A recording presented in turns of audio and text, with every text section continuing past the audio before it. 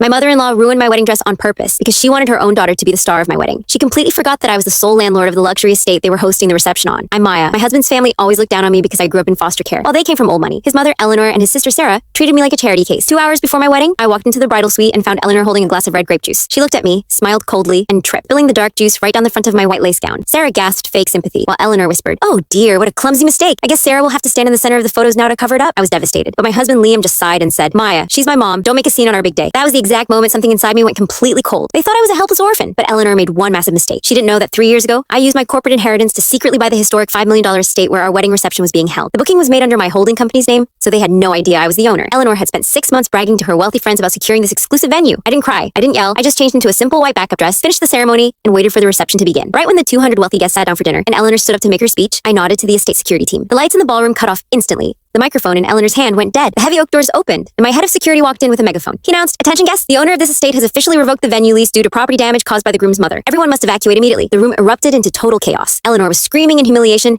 and Sarah was crying because her elite friends were forced out into the muddy parking lot. Liam looked at me in horror and whispered, "Why are you doing this?" I just looked at Eleanor, then at him and said, "Oh dear, what a clumsy mistake." Then I took off my ring, handed it to him, and walked out into the night.